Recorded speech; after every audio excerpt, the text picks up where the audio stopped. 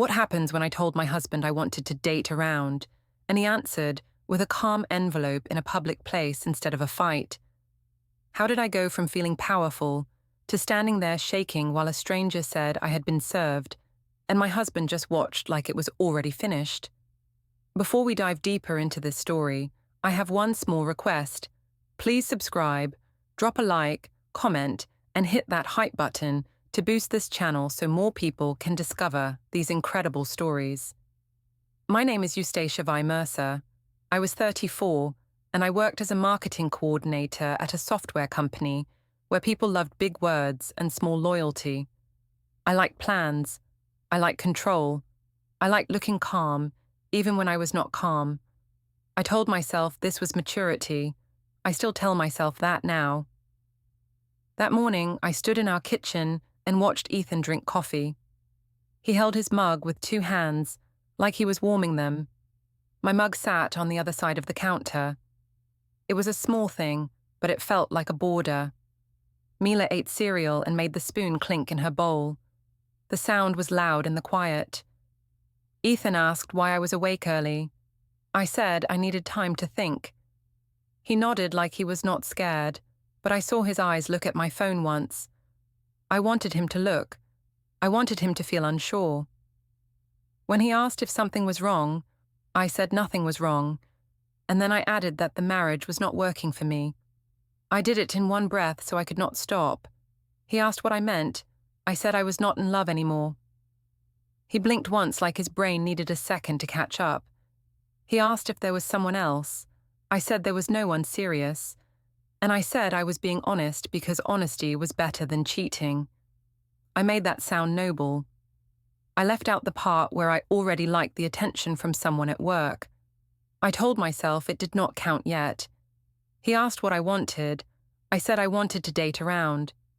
I used the words like they were normal and modern. I said people change, and I said marriage should not feel like a cage. Ethan looked down at the counter like he was reading invisible lines. He asked how dating around could fit inside a family. I said we could be flexible. I said we could still live in the same house for Mila. I said we could be partners and not romantic. I watched his face as if it was a screen showing my score. Mila asked if we were going to the park after school. I said yes too quickly. Ethan told her we would see. He did not sound angry. That bothered me more than anger would have. Anger would mean I still mattered in the old way. His calm felt like a door closing without a slam. After breakfast, Ethan rinsed his mug and placed it in the drying rack far from mine. He asked if I wanted to talk later. I said I had work. He asked if we should tell anyone. I said not yet, because people would judge. That was half true. The other half was that I wanted to shape the story first. I drove to the office with my chest tight but my head clear. At a red light, I practiced my reason. I told myself Ethan made me feel small. I told myself he was boring. I told myself I had carried the emotional weight for years. None of these were fully true, but they sounded right when I said them in my mind. In my mind, being right mattered more than being fair. At work, I walked into the open plan office and smiled like nothing happened. People saw the smile and assumed my life was easy. Noah Grant waved from the sales side. He had the kind of smile that felt like a secret. He asked if I wanted coffee. I said I already had some, but I walked with him anyway. I told myself it was just friendly. I told myself friends were allowed. Noah asked why I looked tired. I said my husband and I were having a talk. He asked if it was bad. I said it was not bad, just change. He said change could be good. He said I deserved to feel wanted. I let that line sit in my head like a warm coin. I did not tell him to stop. I did not tell him I was married in a real way. I kept it soft, like a door not fully shut. At my desk, I opened a campaign file and stared at it without reading. My phone buzzed once with a message preview from Noah. It was not rude, but it was bold. He said he liked seeing me earlier. I turned my screen face down. Then I turned it back up. I told myself this was not cheating because Ethan and I had changed the rules. I had changed them first. That felt like permission. Around lunch, Jordan Pike, my manager, asked if I could join a quick meeting later. He did not say why, but his tone was careful. I said sure. I wondered if someone had noticed Noah's attention. I wondered if gossip had started. Part of me liked that too. It made me feel important. When I got home after work, the house smelled like dish soap and clean floors. Ethan had picked Mila up already. She sat on the living room rug coloring a sun with a purple crayon.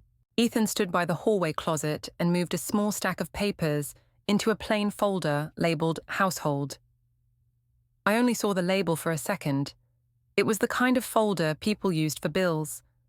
He shut a drawer, and the drawer made a tight click, like it locked. He asked how my day went. I said it was busy. He asked if I still meant what I said in the morning. I said yes, because I was done being unhappy. He asked if I understood what this could do to Mila. I said Mila would be fine if we acted mature. I said children were resilient. I said he was making it dramatic. I watched his face again, waiting for anger, waiting for proof that he was the villain I needed him to be. He did not give it to me. He only nodded and looked toward Mila, like she was the center now. That scared me in a quiet way. I went upstairs and saw his side of the bed was neat, like he had not even sat on it. I told myself he was trying to punish me with silence. I told myself I would not let it work. I picked up my phone and stared at the screen until it lit again.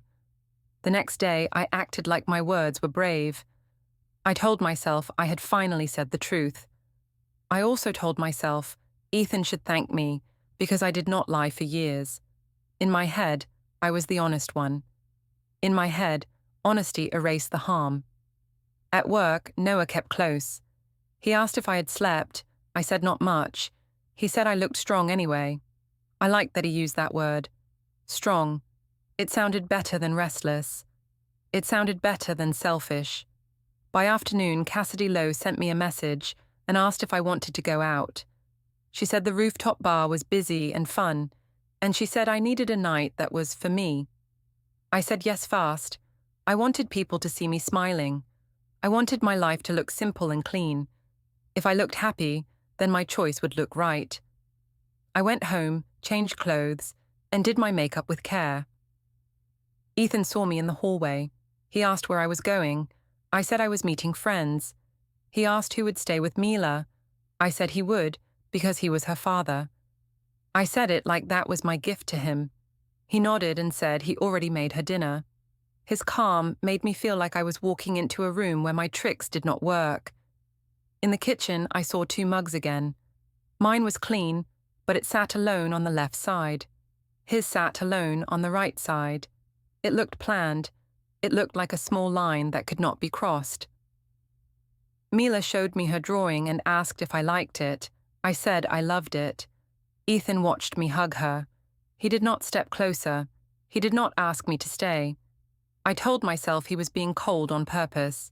I told myself he wanted me to feel guilty. I refused to call it grief.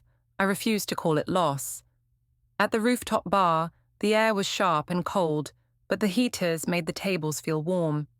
Music played, and people laughed loudly like the world had no rules. Cassidy hugged me and told me I looked amazing. Another friend asked if I was finally free. I smiled and nodded like it was a win. I let them believe it was a win because it helped me believe it too. They asked what happened with Ethan. I said he was not supportive and he did not see me. I said I had been lonely for years. I said I tried and nothing changed. I did not say Ethan made breakfast most mornings. I did not say he learned Mila's school schedule better than I did. I did not say he held my hair once when I got sick. Those details did not fit the story I needed. Cassidy asked if Ethan was angry. I said he was acting calm to punish me. I said his silence was a weapon. I said he wanted to make me look like the bad one. My friends made faces and said that was toxic. They said men always did that. I let their words wrap around me like armor. Noah arrived later. He acted surprised to see me, but his eyes told the truth. He asked if he could buy me a drink. I said yes. Cassidy raised her eyebrows like she already understood. I felt a rush. I wanted that rush more than I wanted peace. I told myself I deserved it. Noah asked if I was okay. I said I was finally choosing myself. He said he admired that. He asked if Ethan knew. I said Ethan knew everything. I said Ethan and I were sorting it out. I used careful words so I could never be caught in a clear lie. I also used those words so Noah would feel safe to lean in. Someone took photos. Cassidy posted one fast. She tagged me and wrote something about new beginnings. People liked it. People sent heart emojis. A few people asked what happened.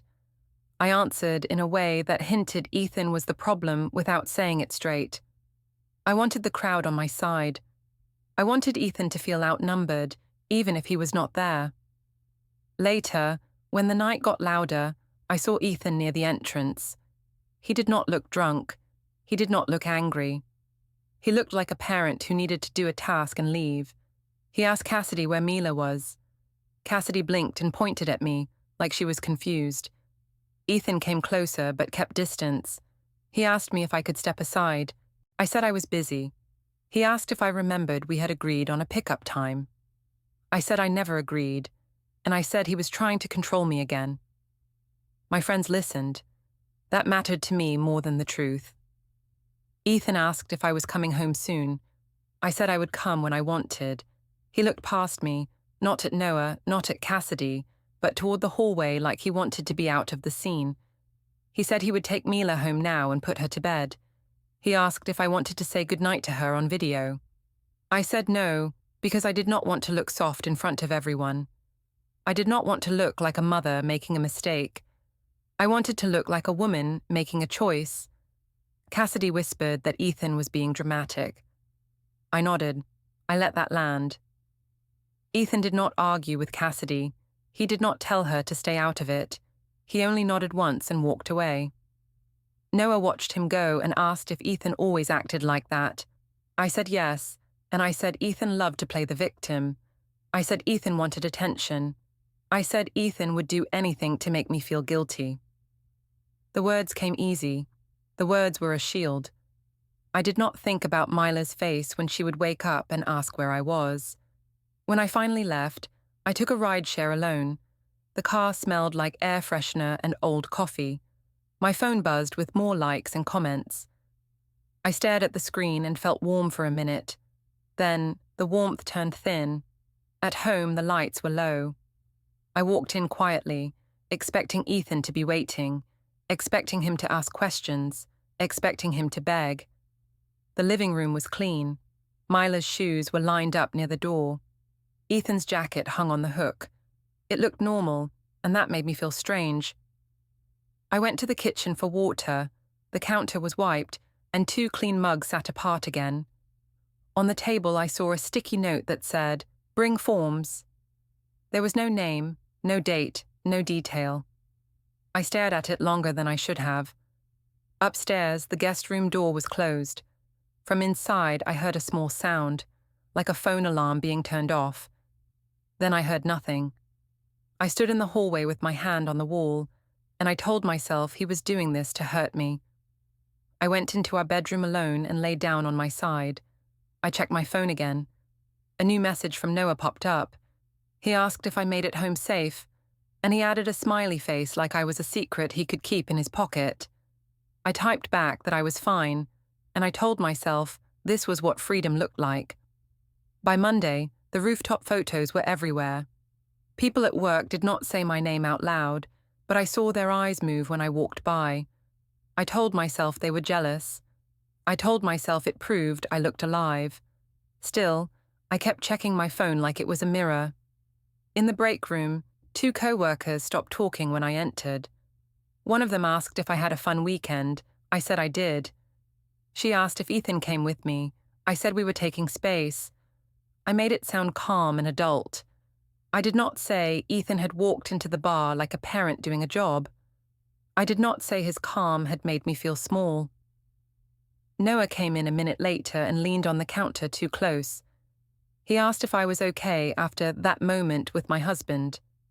I said Ethan always liked attention. I said Ethan loved to embarrass me. I said Ethan was jealous and wanted to ruin my night. Noah shook his head like he understood. He said I did not deserve that. I let him say it, because I wanted someone to agree with my version. After lunch, Jordan Pike sent a meeting invite and told me to come to a small room near HR. The invite title was simple, just a quick word. That made my stomach drop. I walked down the hallway and rehearsed my face. Calm, confused, wronged. Those were my best masks. Jordan sat with a woman from HR. She asked if everything was stable at home. I said yes. She asked if there was any workplace issue tied to my personal life. I said no. Jordan said there had been talk, and he said clients and coworkers could see public posts. He said the company did not want drama inside teams. I said I understood, and I said I was being unfairly judged. I said I could not control what others posted. I did not mention that I liked when Cassidy posted. I did not mention that I answered questions with hints like breadcrumbs. HR asked if Noah was involved in any way. I said Noah was just a friend. I said people were twisting things. Noah was the reason people were twisting things, but I acted like I was the one being twisted. Jordan told me to keep boundaries clear at work. I nodded like I was responsible. Inside, I felt angry. I felt watched. I told myself Ethan had caused this by showing up at the bar. I told myself he was trying to ruin my job. It was easier than admitting I had invited the spotlight. When I returned to my desk, I saw a new email from the school. It was a simple message about a schedule update, but both my name and Ethan's name were on it. Ethan had added himself to every notice. He had always been involved, but now it looked official. My chest tightened. I liked being the main gate for information. It made me feel important. Now the gate was open. I called Ethan and asked why he did that. He said he was Mila's father and he needed every update. I said he was trying to take control.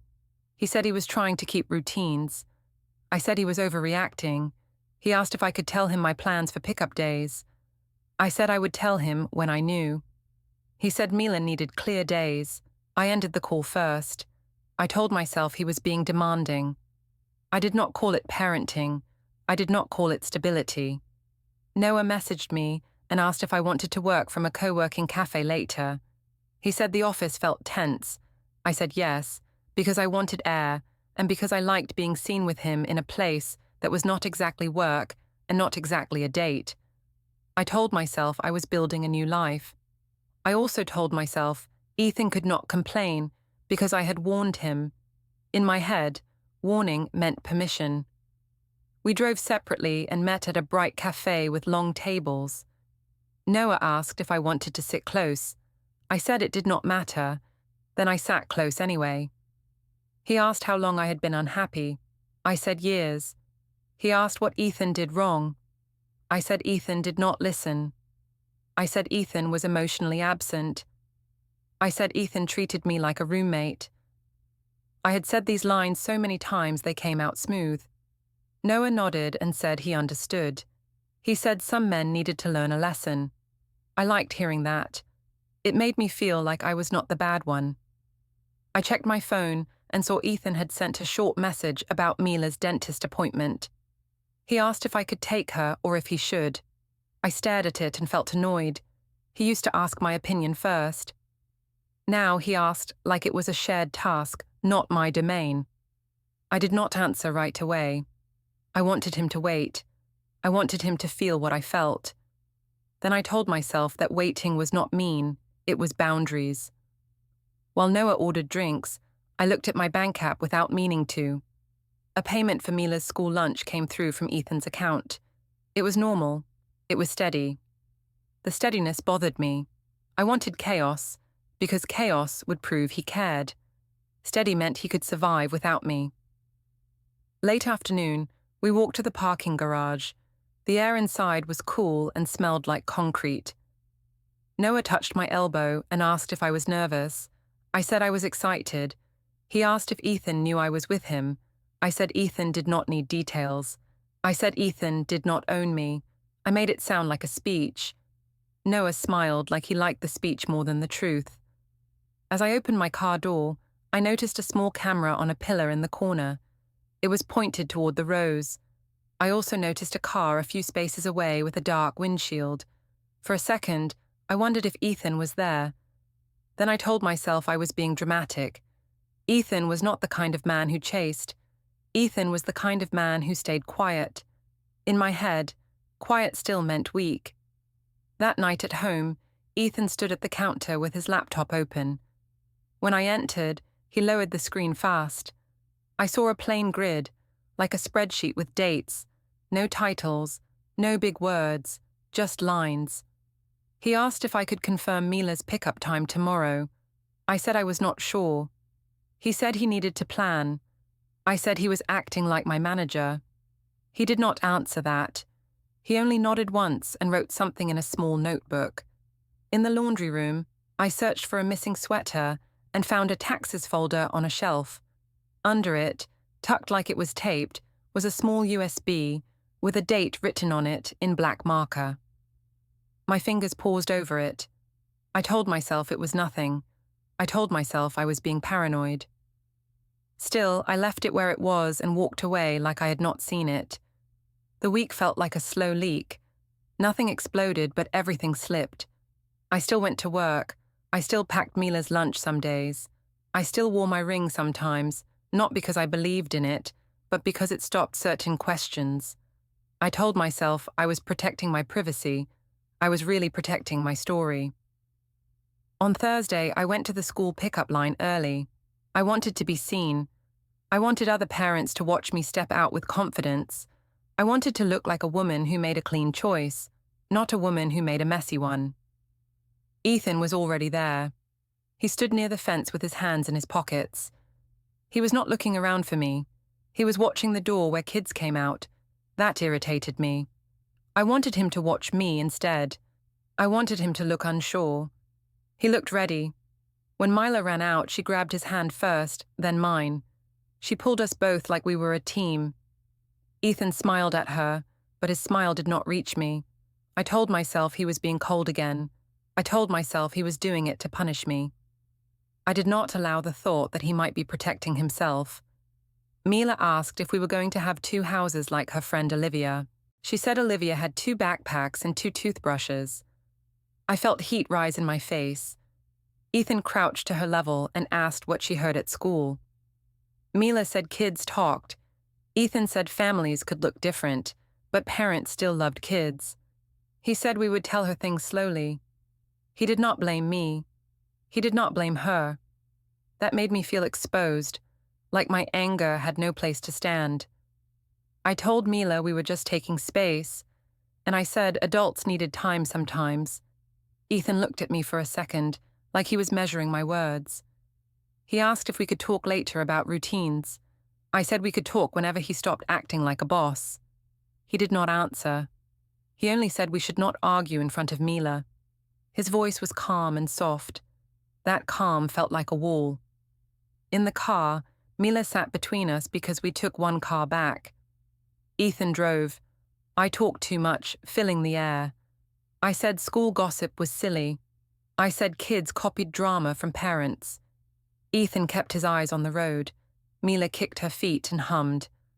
I looked at Ethan's phone on the console when it lit up. I saw a missed call with no caller ID. He tapped it away without a face change. At home, I found Ethan in the hall, with a small stack of papers in a plain folder. The label said, Utilities. It looked boring. He slid it into a drawer and closed it. The drawer clicked again. I asked why he was locking things now.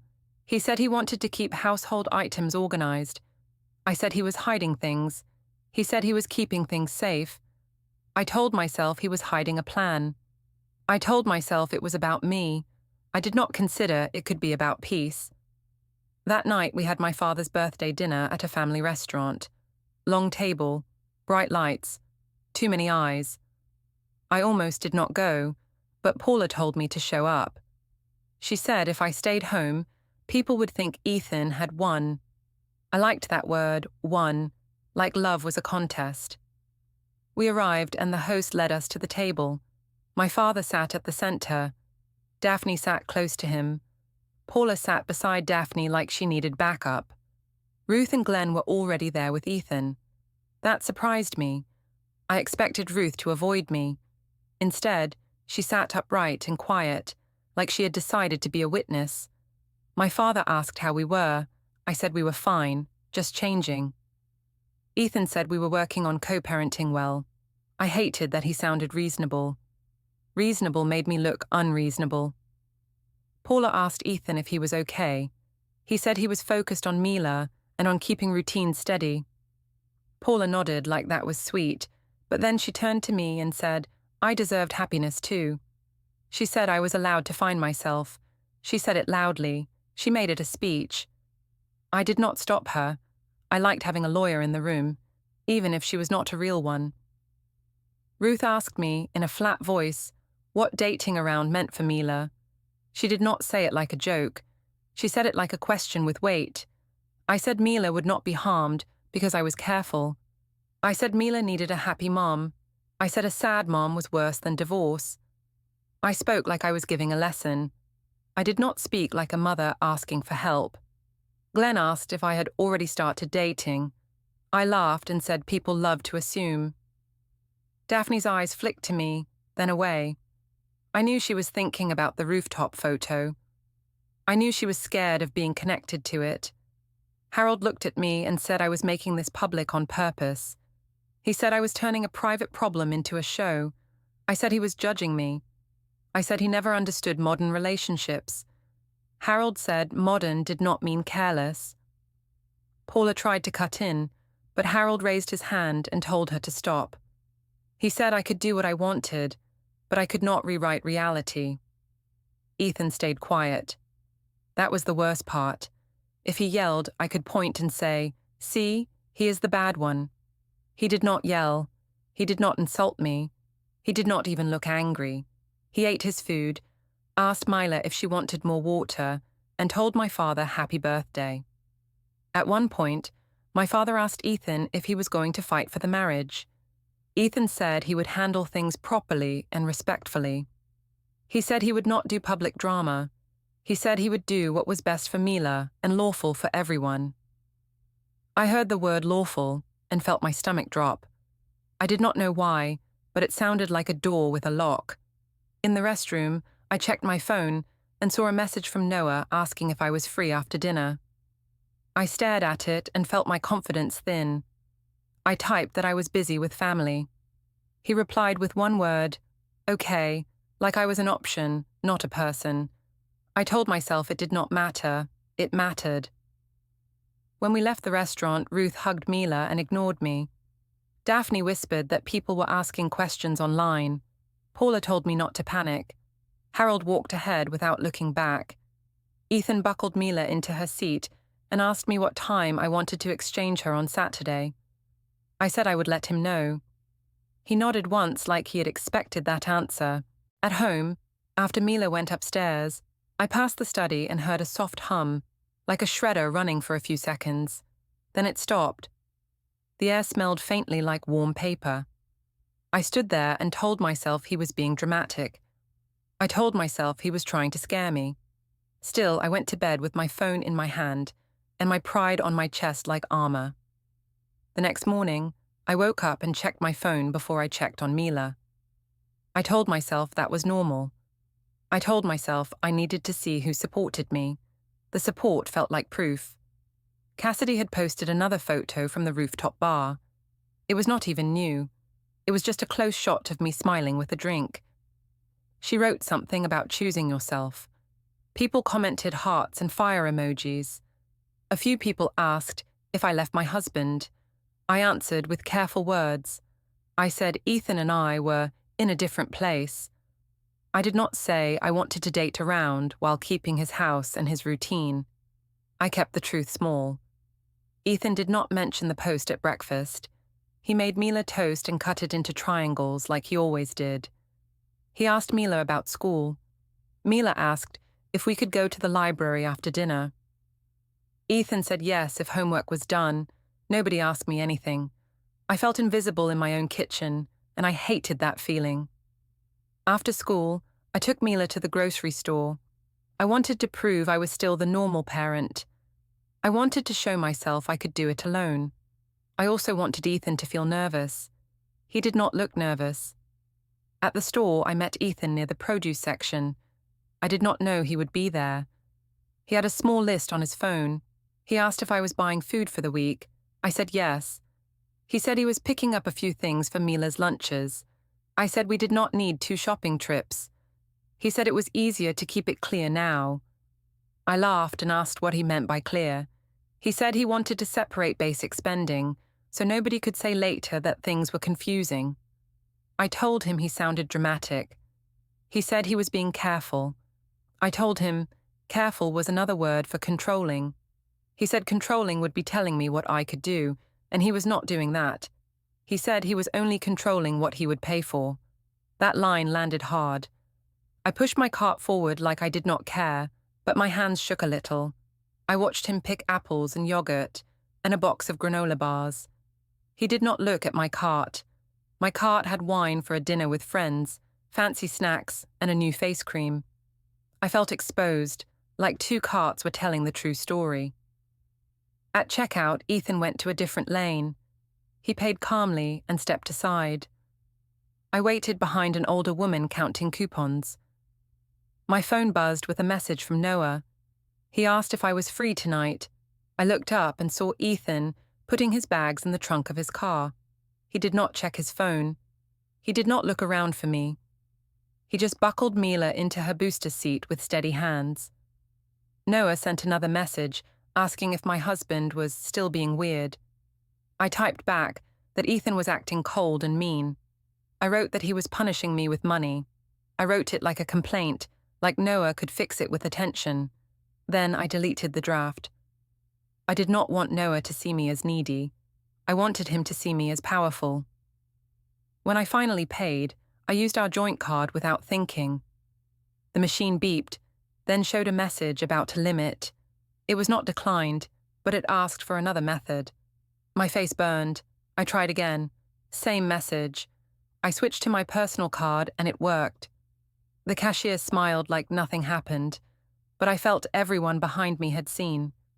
In the car, Mila asked why I looked mad. I said I was not mad. I said grown-ups just got tired.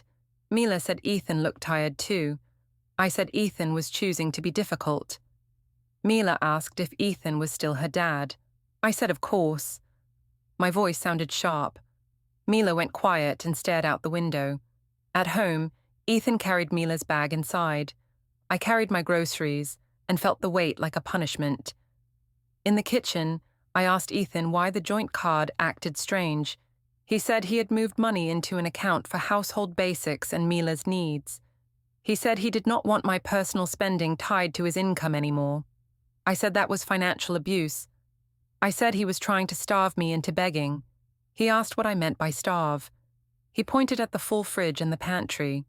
He said Mila's costs were covered. He said the mortgage was paid. He said I had my own income for my choices. He asked why I thought he should fund dating around. I hated how simple he made it.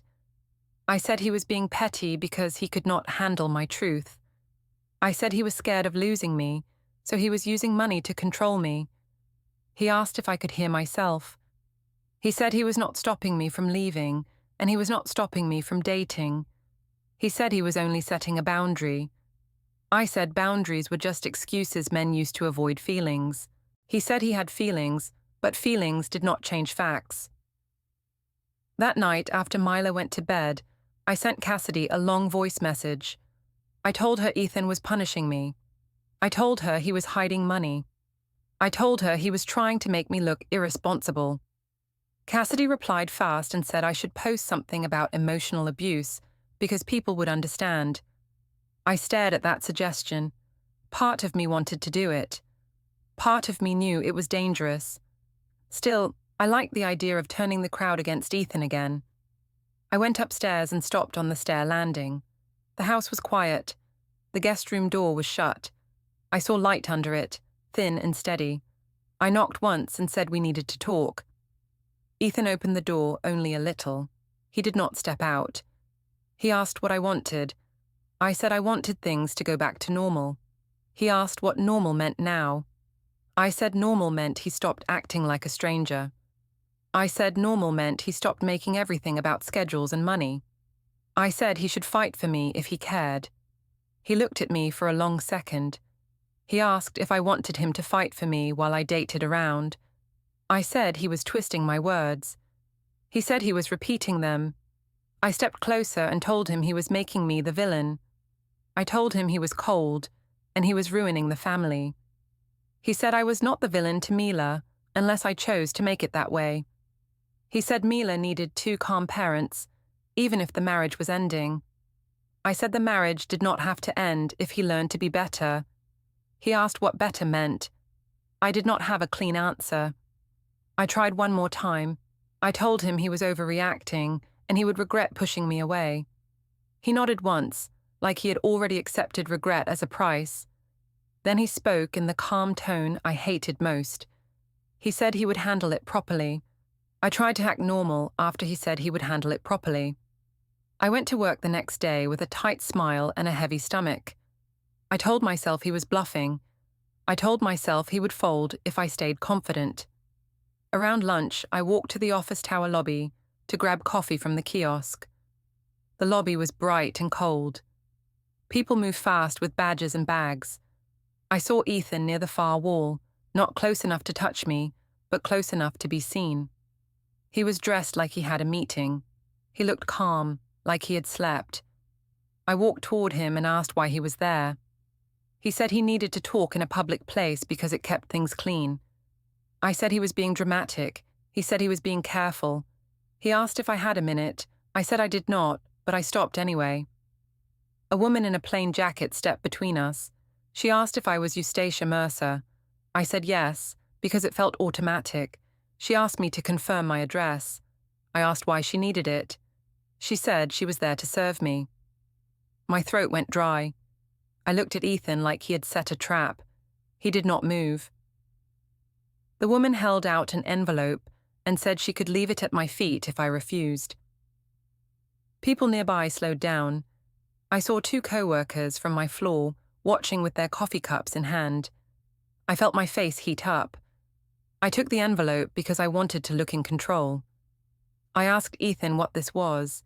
He said he filed for divorce and temporary orders. I said he could not do that without talking to me first. He said he had talked and I had answered. He said he was done waiting for me to decide if we were married or not. I opened the papers with shaking hands. The first page had my name and his name. It had dates. It had a list of requests that looked clean and cold.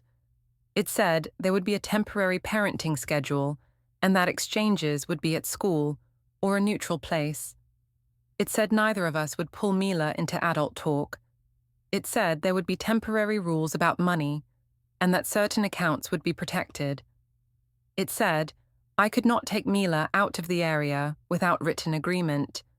It said we should communicate through a structured method for co-parenting.